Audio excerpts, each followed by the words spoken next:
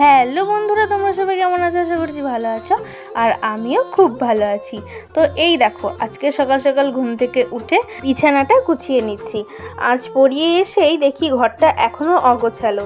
আসলে বোনের এখনো পরীক্ষা শেষ হয়নি, এখনো পরীক্ষা চলছে, তাই আমি ঘরটা গুছিয়ে নিচ্ছি। প্রতিদিন প্রায় দেখি পড়িয়ে এসে ওই দেখি ঘরটা গুছিয়ে রাখে, দেখলাম আজকে করেনি। যাই হোক, হয়তো আজকে তাড়াহুড়া ছিল। তো আমি বিছানাটা গুছিয়ে নিলাম, তারপরে এই দেখো জানলাটা খুলে দিলাম।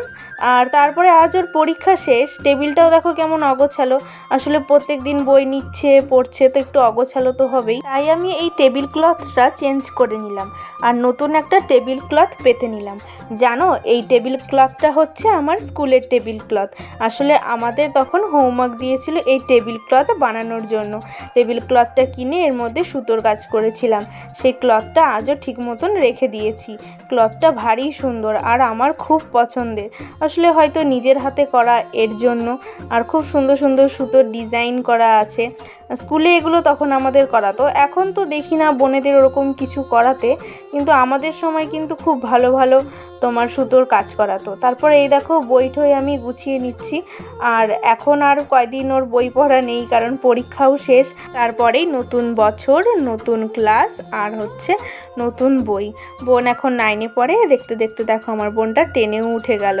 তারপরে এই দেখো আমি বই ঠইগুলো ঠিক মতন করে সাজিয়ে নিচ্ছি, তারপর টেবিলটাও ভালো মতন করে গুছিয়ে নিচ্ছি। ভালো, ফাইনালি এই দেখো আমার টেবিল গোছানোটা হয়ে গেছে। তো বন্ধুরা, আমাদের বাড়িতে আজকে দেখো কত সুন্দর সাদা ফুল ফুটেছে এই গাছটার মধ্যে, দেখেছো? গরমকালের দিনে আরও বেশি ফুল ফোটে। পুরো এই গাছ, ওই গাছটা, পুরো দুটো গাছ একদম সাদা ফুলে ভরে যায়। আর এখানে কতগুলো লিলি গাছ আছে, সেগুলো এখনও ফুল ফোটেনি।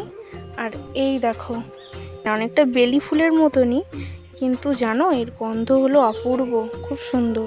যখন ঠাকুরকে দিই মনটা একদম ভরে যায়। এই দেখো, আর এই দেখো এখানে এই যে ড্রাগন গাছ আছে, আর এখানে একটা কাঠগোলাপের গাছ আছে, আর এই দেখো পদ্ম গাছ। পদ্ম গাছের এই গাছটা মরে গেছে, সিজন কারণ শেষ, তাই আবার একটুখানি আজকে আমি পরিষ্কার করে একটু জল টল দিয়েছি। যেন এই দেখো ছোট ছোট কিন্তু গাছের যে পাতাগুলো দেখছো আবার ওগুলো বড় হয়ে উঠেছে। এই গাছের পাতাগুলো যখন ঠিক এতটা এরকম উঁচুতে উঠবে, তখন আবার একটা নতুন পদ্ম ফুল হবে। আসলে এই কাণ্ডটা যদি শক্ত না হয়, তাহলে এই পদ্ম ফুলটা ঠিক মতন ফোটে না, বুঝলে তো? তো এই কাণ্ডটা যত শক্ত হবে, ফুলটাও কিন্তু ঠিক ততটাই মজবুত হবে। আমার দাদার ছেলে একদম বিচ্ছু, খুব বিচ্ছু। আজ আমাদের ধান সেদ্ধ করেছে, তাই এই দেখো মা ছাদে ধানগুলো মেলে দিয়েছে, তাই আমি একটু নেড়ে নিচ্ছিলাম। তারপর এই দেখো আমি এখানে ধানটা জড়োও করে নিচ্ছি। জড়ো করব না, মানে জড়ো করে আবার মেলে দেবো, কারণ এপাট ওপাট করে দিলে তোমার ধানটা ভালো শুকোবে, ভালো ঝরঝরা হবে।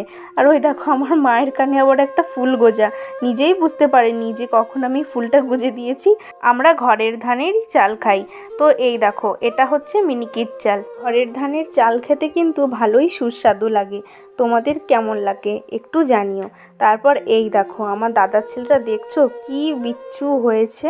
তো বন্ধুরা, আমি ভিডিওটা এখানেই শেষ করছি। আমার ভিডিওটা তোমাদের কেমন লেগেছে অবশ্যই কিন্তু লাইক কমেন্ট করে আমাকে জানাবে, ঠিক আছে? আর দেখা হচ্ছে অন্য একটা ভিডিওতে। টাটা।